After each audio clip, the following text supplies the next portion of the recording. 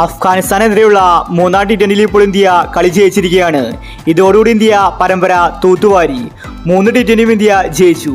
ഇന്നത്തെ മാച്ചിൽ വെടിക്കെട്ട് ബാറ്റിംഗ് പുറത്തെടുത്തത് രോഹിത് ശർമ്മയായിരുന്നു. സെഞ്ചുറിയാണ് രോഹിത് ശർമ്മ എന്ന് അടിച്ചുകൂട്ടിയത്. അതുപോലെ റിങ്കു സിംഗും കത്തിക്കയറി. അപ്പോൾ ഇന്നത്തെ ഇന്ത്യ അഫ്ഗാനിസ്ഥാൻ മൂന്നാം T20 കുറിച്ചാണ് നമ്മൾ ഈ ഒരു വീഡിയോയിൽ നോക്കുന്നത്. ഇത്തരം ക്രിക്കറ്റ് ന്യൂസിന് വേണ്ടി ഈ ചാനൽ മറക്കാതെ സബ്സ്ക്രൈബ് ചെയ്യൂ. ഇന്ന് ഇന്ത്യക്ക് സ്റ്റാർട്ടിംഗ് തന്നെ പിഴയ്ക്കുന്ന കാഴ്ചയാണ് കാണാൻ സാധിച്ചത്. ടോസ് ലഭിച്ച ഇന്ത്യ ബാറ്റിംഗ് ആണ് തിരഞ്ഞെടുത്തത്. രോഹിത് ശർമ്മയും ജയ്സ്വാളും ഇറങ്ങി. എന്നാൽ തുടക്കം തന്നെ ജയ്സ്വാൾ പുറത്തായി.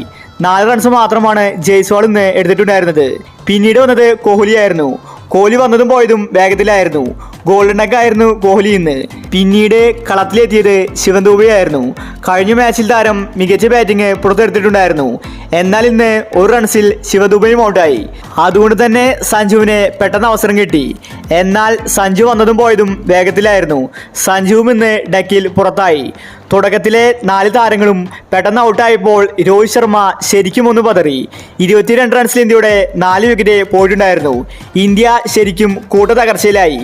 എന്നാൽ കളി വിട്ടുകൊടുക്കാൻ ഇന്ത്യ ഒരുക്കമല്ലായിരുന്നു. എന്നാൽ അവിടെ നിന്ന് രോഹിത് ശർമ്മ ഇന്ത്യൻ ടീമിനെ ചുമലിലേറ്റി. രോഹിത്തിന് മികച്ചൊരു സപ്പോർട്ട് റിങ്കു സിംഗ് കൊടുത്തു.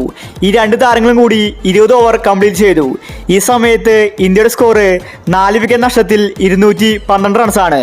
140 പോലും കാണുമോ എന്ന് പേടിച്ചിരുന്ന സമയത്താണ് രോഹിത് ഇന്ത്യയെ 200 റൺസ് കടത്തിയത്. കളിയുടെ ലാസ്റ്റ് ഓവറിൽ രോഹിത് ശർമ്മയും റിങ്കു സിംഗും ചേർന്ന് 36 റൺസാണ് അടിച്ചുകൂട്ടിയത്.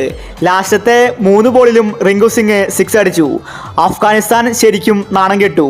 ഇന്ത്യയുടെ ബാറ്റിന്റെ ചൂട് ശരിക്കും അറിഞ്ഞു.